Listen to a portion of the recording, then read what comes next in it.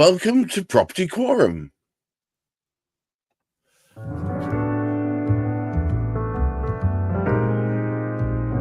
I'm afraid, folks, you're just going to have to put up the original four. It's Hamish McLean of Thurston Bay, Chris Gilson of Root Home, and of course Juliet Babulal of Cook. And we shall try and disseminate what the flip is going on in the property market bit by bit. I know Juliet has got a bit of a worrying connection, but hopefully she'll be able to give us some context later on. Today's topic is the benefit shortfall, challenges for landlords and residents. Now, of course, our tame property developer, Chris Gilson, will have something to say about that.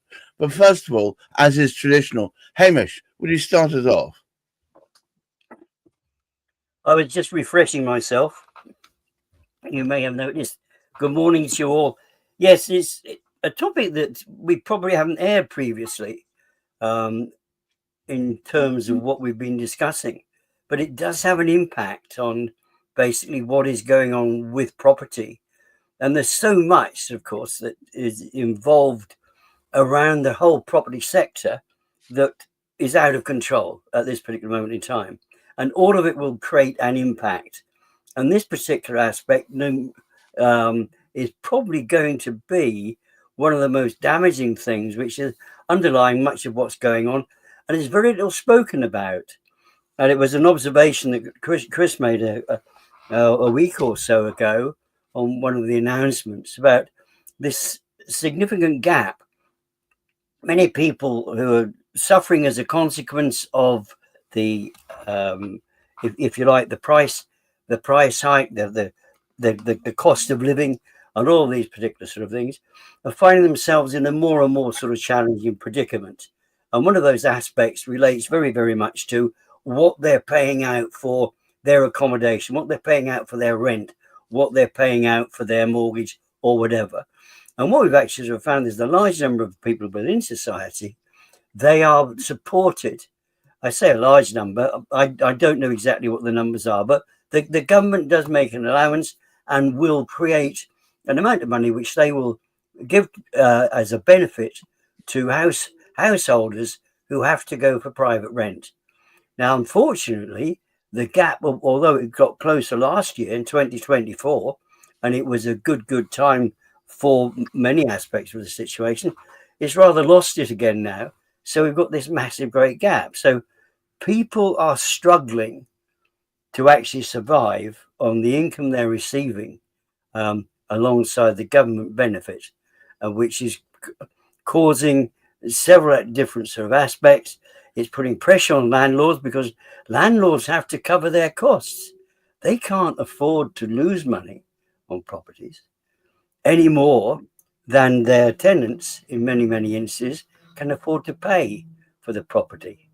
And basically, we've got to sort out a way of finding a way of reducing that gap one way or another. And it's either you've got to do something with the rents or you've got to do something with the benefit. You can't do anything with the rents unless you build more houses of a social housing nature. Chris, in social housing, why is there so much month at the end of the money? We seem to have this strange system in place in this country, whereby the government will help in theory, but then its help is almost slightly backhanded, and it will help to a certain amount. The challenge is that the VOA, the Valuations Office agency that sets the rates that for the country for each of the different broad rental market areas, the proposal that it has from government is a much lower rate than the market levels. So that instantly puts people who are in receipt of needing that help at a disadvantage, making them have to go for lower value stock or at the bottom end of the market, really. So yeah, it's not as fair as you might think. Now, there's arguments, I guess, that you could say that it's meant to assist or provide a top up in some circumstances, but there are other groups of individuals or groups of organizations that actually require more than that. And they need to be able to acquire stock at the market values, even if it's just at rental rates.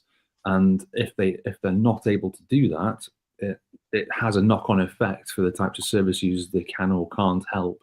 And it creates this two-tier system where we have the haves and have-nots, and it creates this proliferation of people who are not just dependent on the system, but also impacted by not being able to access those slightly higher value or higher rent rates for properties. So yeah, it's not a great setup the way that it operates, and it could be reformed, and it's just a case of how they could look at reforming that particular sector. There are ways that they could help in much better ways than they do at this point in time. So it's kind of a disappointing setup. So lots of the stuff that we do is working with registered providers, and although they're not commercially motivated, they still need to be able to provide provision and have enough of a revenue stream to not just be able to pay the landlords for the stock that they're obtaining, but also make sure that there's enough margin in there to also be able to pay their staff for the delivery of those services to those service users. And in most instances, that's not the case, which is why we have this kind of proliferation with registered providers struggling to obtain stock at decent quality, at decent rates. The big one that we have all the time is providers want self-contained, which I totally get. But the cost to acquire and the development costs are so prohibitive that we need to charge a higher rent to cover the cost, and still, obviously, we're profit making. We still need to be able to make a margin at a certain level, and that's just not possible in so many instances. Which is why you have this development of HMO stock in the social housing sector, amongst other sectors, to try and bridge that gap to provide provision. But then there's this also pushback from local authorities. They're saying, well, we don't want HMO stock. It's like, well, pay the higher rates then. So you're stuck in this dichotomy where you want to be able to create the right provision for the providers that meets their requirements, their demand, but your hands are tied because they can't pay. Wow. Juliet, welcome back. Is this dichotomy causing sadness because of too many tears? Oh, 100%. And you know what? It really depends on who you ask this question to, because you'll hear one thing from the landlords and another from the tenants. But, throughout my time in terms of practicing here, I've always felt that the law tried to protect a certain individual that was probably the underdog, and for whatever reason the tenant is always seen as the underdog, and landlords are always having their wrists slapped and they've got additional red tape to get over, etc., and that's not helping the system. And as in the flow of the system, you've got loads of landlords just trying to get rid of their stock because being a landlord isn't as appealing as it previously was. And it's almost as if you're trying to say, well, let's punish these landlords because they've got extra money. They shouldn't have additional funds, etc. They shouldn't have investment. And that's just not the way that an economy or a successful economy runs. So I think these decisions are being made by people who don't quite understand the system. Chris is in this day in, day out. He understands the integral issues that happen. So you might have a policy or decision maker making a decision, but they don't understand how that affects the chain or the parties within the chain. And that's the problem that we've got. When you've got landlords now having to do sort of right to rent checks and things like that, I get it. You can't be renting to an illegal person or someone who's not allowed to live in England, etc. But the ramifications are so high if you get that wrong that people are just saying, look, I don't want to dip into the buy-to-let market. I don't want to get involved in that because it's too onerous on me. So where's that balance? Where's the the requirement on the local authority to actually help the chain move? They seem to be so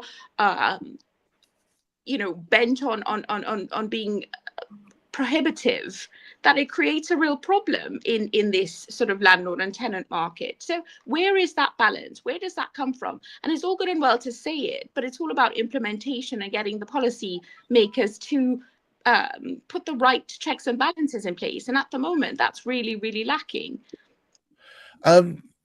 Chris, interesting enough, Zara Olibukas, a friend of the show, has just written with dreadful irony, that's where you're wrong, Chris. Many RPs are commercially motivated, now due to having to pay for a building safety crisis not of their making.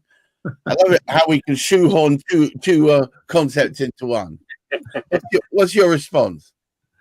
Yeah, well, lots of the bigger housing associations, they do have large surpluses. So yeah, but it's a sad state of affairs that they're the ones that are being targeted if they're not the developers. Based on conversations that we've had on this show before, we know that it's the corruption in the building industry and the developers that are definitely we should be having a look at and investigating further. But yeah, absolutely agree. they definitely are somewhat more commercially motivated than they were previously. Juliet, it seems a pretty shoddy state of affairs that this end of the marketplace appears to be, whether it was Target or not, directly affected. Yeah, I mean, 100%. You know, throughout the years, I've seen sort of like what it feels like for landlords here is a noose on the neck. You know, just everything being tightened more and more and more.